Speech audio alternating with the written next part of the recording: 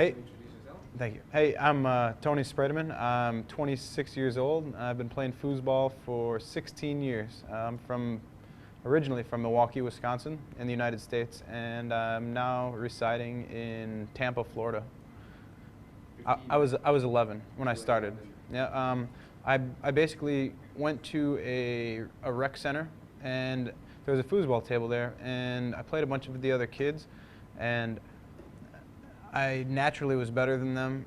I don't know if it was hand-eye coordination or what it was, but I brought home a trophy to my dad, and I showed it to him, and not knowing that he played tournaments in the 70s. He played on the professional tour, tournament soccer, and after we talked about it, we ended up getting a table shortly thereafter and playing tournaments, and the rest is basically history. As soon as I had a table in my house, I was able to practice.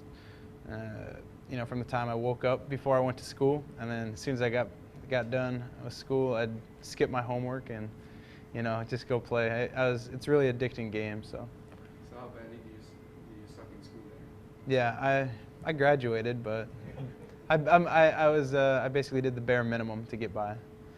Well, when I first started, there was a couple local pros. Ron Greenwald was one of them. Emilio Gilmore. Those two of my good friends, and basically the first thing that I practiced when I was young was ball control. So that would basically explain the tic-tacking. That's all I did, up and down the 5-bar, ball control, tic-tac, back and forth. The reason I passed on the far wall is because I was too short to see the near wall. I tried to do passes along the wall, but I couldn't quite see over the wall. So I put everything on the far side, and slowly it just developed. I started with the two basic passes, a wall and a lane, and then an off the wall came after that, and just kind of slowly built, passes after that, anything that complements each other. So, and with time, it just got better and really developed into a whole series. But yeah, of course, my dad was a huge part. I mean, I wouldn't have been able to go to any of the tournaments without him. He's like my best friend. He was my doubles partner for years. And he always had to take me to the tournaments because it was, he paid 2 entry fees, 2 plane tickets, and we didn't have a lot of money. So it really meant a lot to be able to spend the time with him, to go to the tournaments, and knowing that it was something that we could just do together, So it really meant a lot to me, and to him as well. So I have one brother. He lives near Clearwater in Florida. Does he play also? No, he doesn't play. Yeah, absolutely. It was basically just a common interest that we found. Whether it's fishing or playing any kind of sports, just the fact that we're able to spend time together, it made us a lot closer, and just to do something that we both enjoy. Absolutely, he's my best friend. Yeah, well, having support from anybody. Like, for instance, my dad this year, he traveled to the World Championships just to watch me play. He plays too, but he just wanted to go support, and I think he enjoys it more than I do. And I feel like I'm playing for him most of the time, so just that extra driving factor, keeps me playing because I want to win for him, And I played a couple big tournaments with him. I played the World Championships with him. He's a semi-pro player. And we ended up taking 5th one year at the Worlds, a Tornado World Championships, and it's like I said, I like to play for him, and I want to win for him more than anything. No, at this point he realizes that I'm kind of the boss on the table. He lets me take control of the situation. It's what I do, you know what I mean? I'm usually the captain on the team, and he realizes that, and he knows that I'm trying to do whatever's best for the team, so he usually lets me take the reins on that. Yeah. Shot would you use? When I very first started, I shot a push shot up front, but within the first month or so, I learned a snake, and I've been shooting it ever since. If you watched a video from when I first started in '96, my game is pretty much identical but at a much slower pace. So not much has really changed.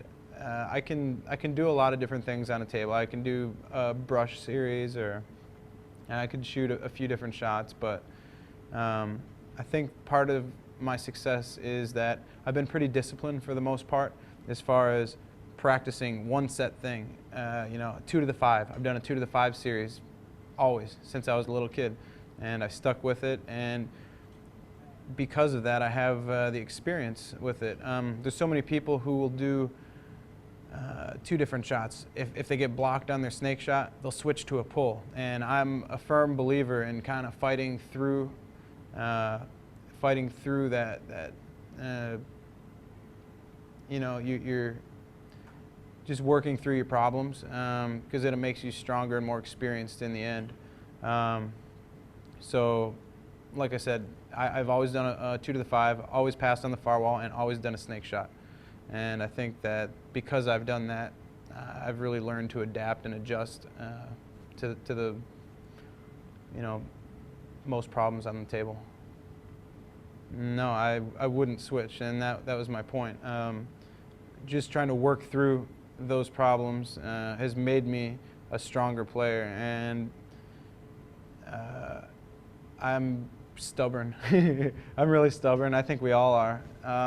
So, like I said, I know I can score the ball, and I think that if I'm getting blocked, there's got to be a reason for it. And I just try and figure it out, That's what it's about, making adjustments and being a problem solver.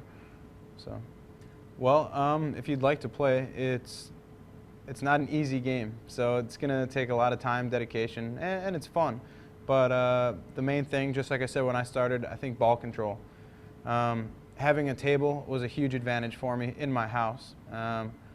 So if you can somehow get a table, or play on a regular basis, the more you play, the better, obviously.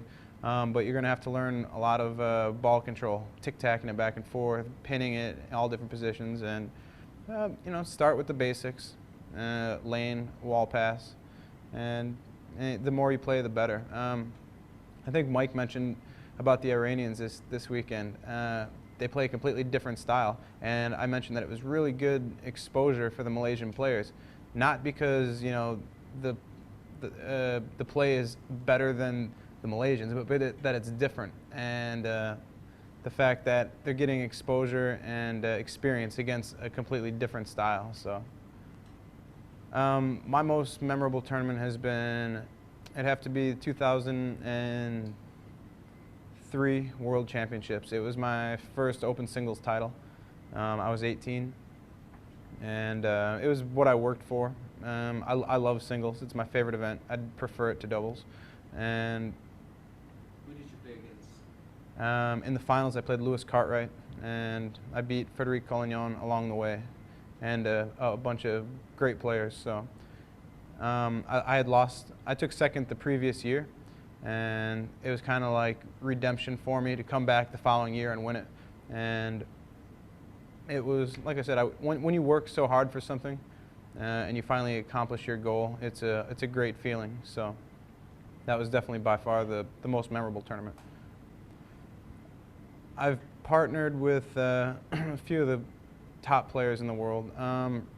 Right now I'm playing with Robert Mares. He's probably my most regular partner as of right now. He's a really versatile player. I'm strictly a forward. He could play forward and goalie. And like we talked about before, if I'm having problems on the table, I can always throw Robert up front and feel comfortable, with letting him take a shot at it, or we switch really well.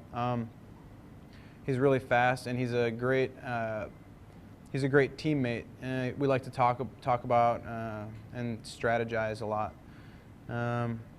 So this past 2 years playing with him has been really, really cool. We got to know him, and our team chemistry has really come together. When I'm not playing with Rob, I usually play with Todd Lafredo. Todd Lafredo normally plays with Frederic Collignon, but when Fred can't make it over, I play with Todd at a lot of the regional tournaments. And I kind of credit Todd for helping me become a better doubles player. When I first started playing with him, my very first tournament, with Todd, we were having some problems. We were playing Dave Gummison and Trace McMillan, and we ended up losing to him. And I kind of tuned him out.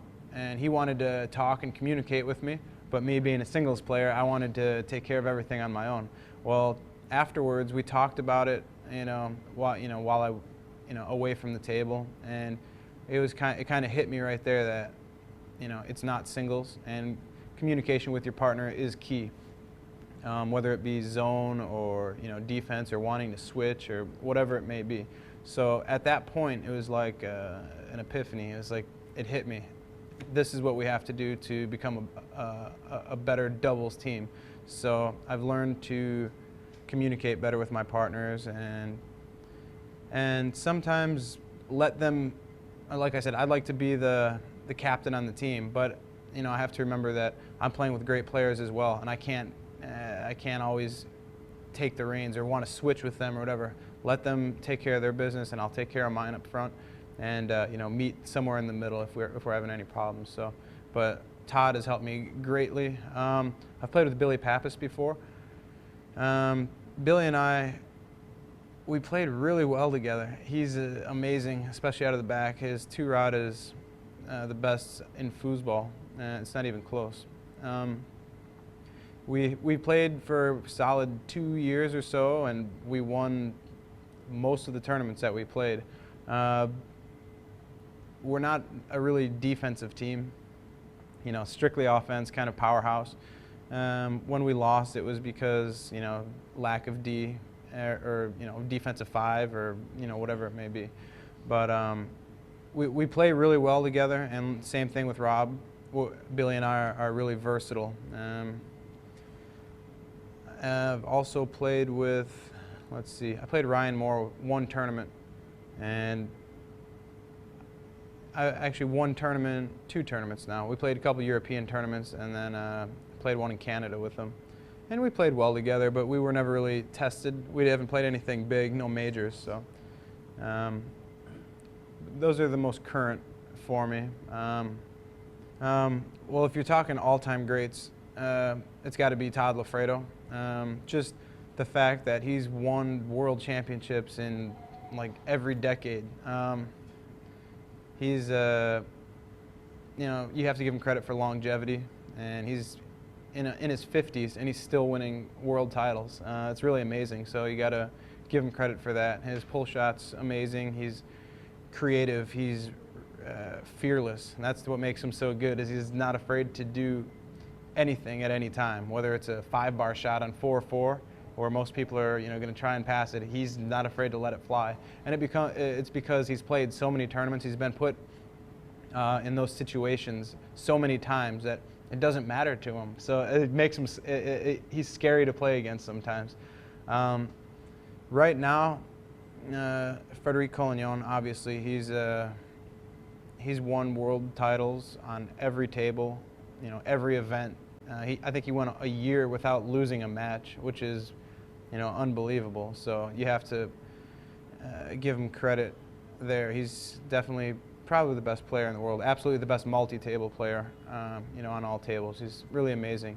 As far as Tornado goes, or Fireball, Fireball's generally a little newer, so I haven't got to play everybody on it yet. But as far as Tornado goes, Billy Pappas is the most amazing player to me.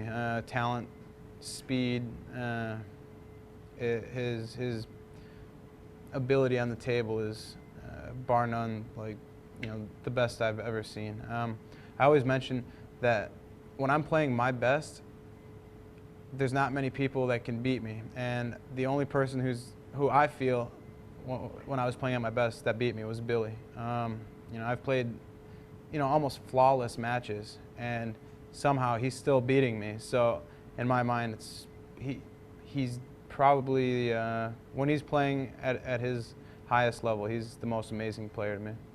Develop sport foosball in the highest scale. Well, of course, I've strictly been a Tornado player, just like basically the Malaysians. It's all I knew for the first 10 years that I was playing.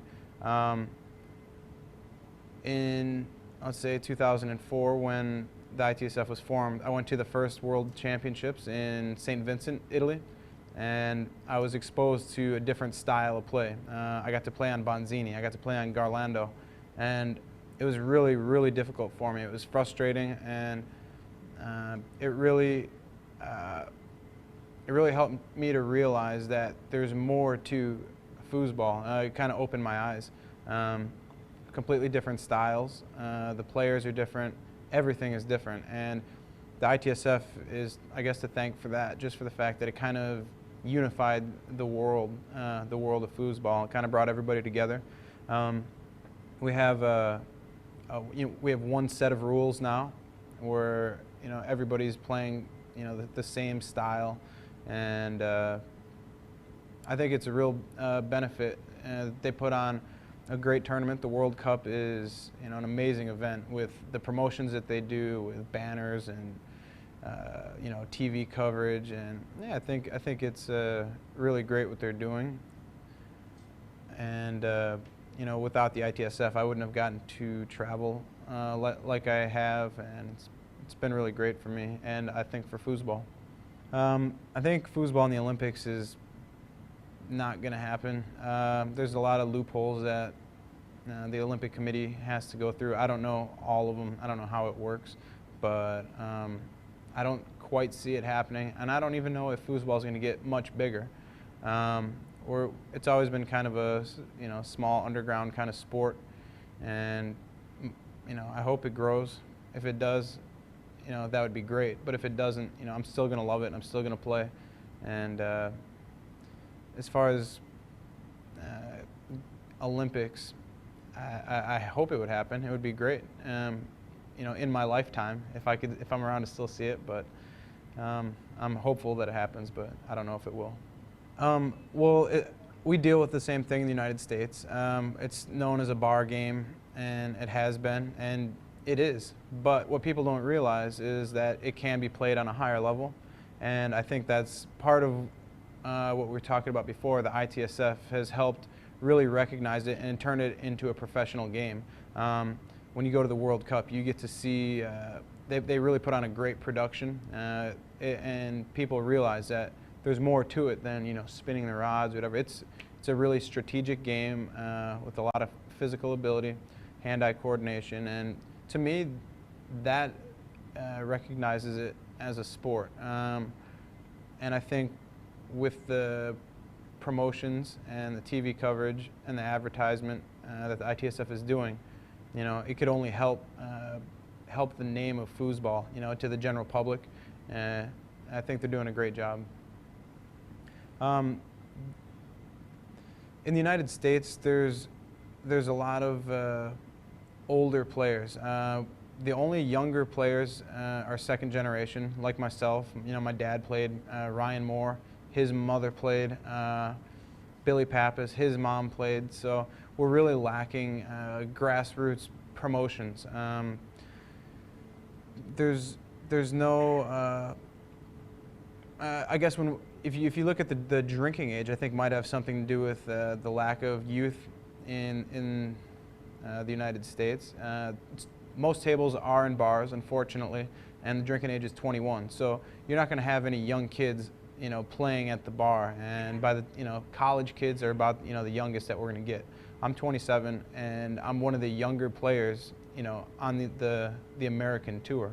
And when I travel around to different countries, there's 15, 16, 17-year-old kids, and especially like when you go to Europe, they have clubs, foosball clubs, just like here in Malaysia, that people can get together of all ages, and like ITSF training centers and stuff like that. So I think that would be needed in the United States to really build the youth and possibly get it into schools or something along those lines. But as of right now, there's no promotions or anything for the kids, which is very unfortunate. I don't think it hasn't been implemented before, so there's no way to really tell, but I think they're absolutely on the right track. I know there's foosball in schools, and with the government's help, it's very possible. that it could work. But like I said, it's never really been tried before, not since I've been around. I've been playing for, like I said, 16 years. So I grew up playing in bars, unfortunately, and I think it's great that somebody's trying something new to increase the players and the recognition of the sport. Years ago, there was articles in our local, we call it Foos News, or our table soccer magazine, and I saw Malaysian tournaments sometimes. So I knew there was tournaments here, but I had never really experienced too much. Alex Uy was a player who lived in the United States for a little while. I got to meet him, and he was in Michigan, and so I knew that it existed here, but I didn't really know what to expect coming over. I've been to Costa Rica, and I know they had a really strong player base, and I was kind of thinking it would be similar,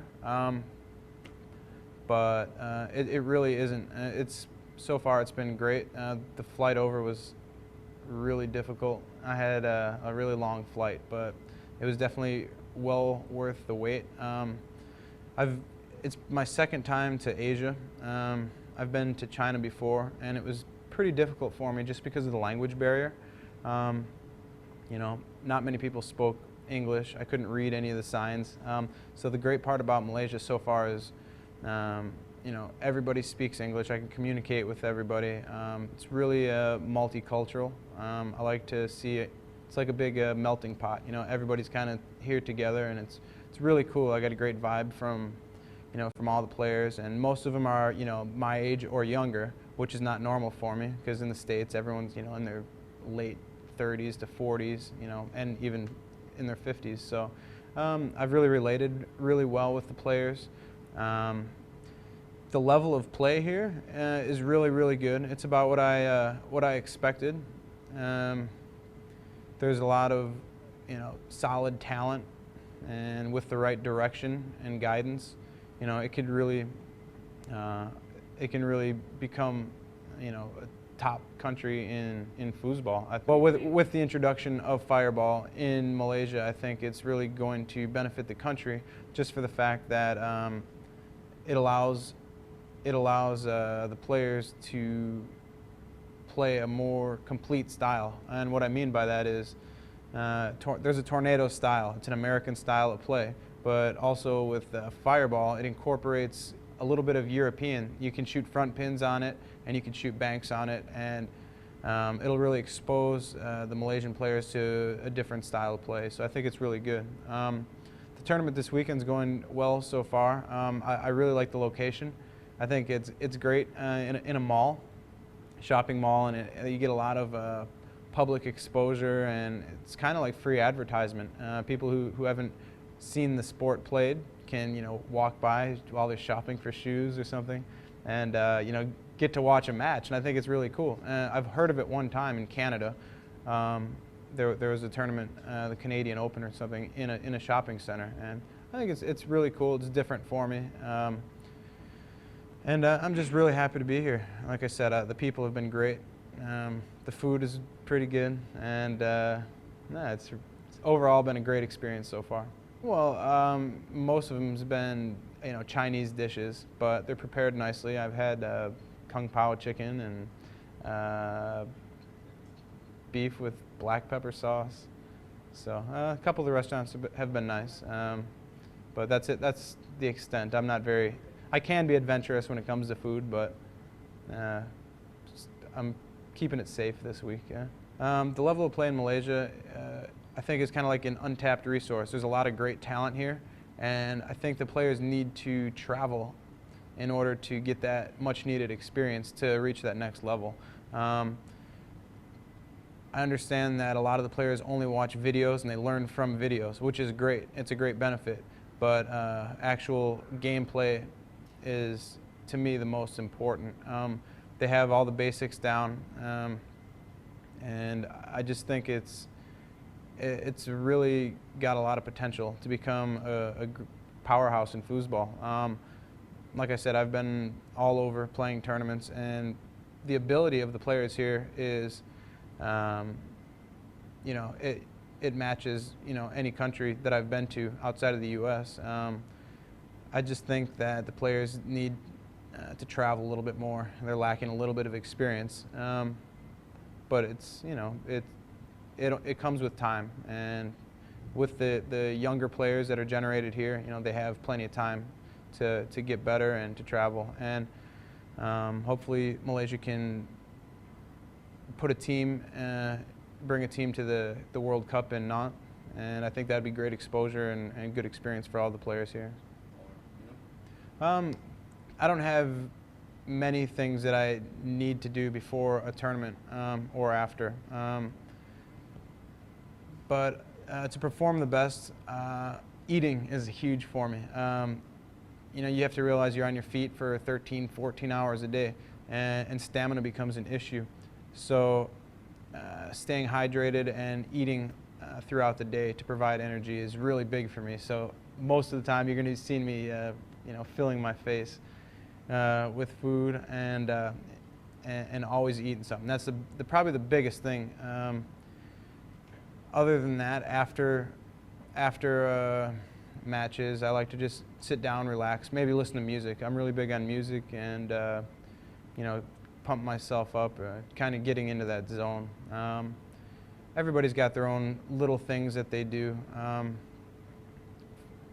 Warming up is, like when I wake up, the first thing I want to do is, eat, obviously, but head down to the tournament room immediately and warm up my 5-bar. My style of game is really different, where if you bring it over and do a brush pass, it's really not that hard to warm up. But with my tic-tac series, it's a feel, and I have to find that feel. And if I'm tight in the morning or whatever it is, sore from the day before, it takes a while for me to get into that groove. So a good warm-up session in the morning is always key for me. But as far as rituals, I don't really have anything. Just music. My armband, I've been wearing it for the past couple years. There's no special meaning behind it. I like to wipe the sweat off my head sometimes. And people don't realize that I sweat much under my hat, but I do. I like having pressure on my arm too. I don't know. It just has become a habit for me. I don't know. There's no real meaning behind it though. I got mugged in Chicago once. Yeah.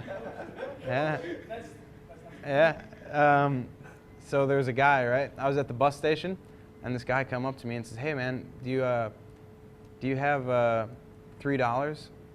And I said he said he had to pay his taxi driver or something like that. So I said, "Well, I'll go out and check it out. I'll go, I said, "Yeah, I got $3." So, but all I had was a 20. So this guy said, "All right, I'll be right back." He just took off. He started running with my $20. So I've never told anyone that before, really. So yeah, that was about it. That's probably my biggest secret. Honest, hardworking, and genuine. What you see is what you get. Thank you. Yeah, cool.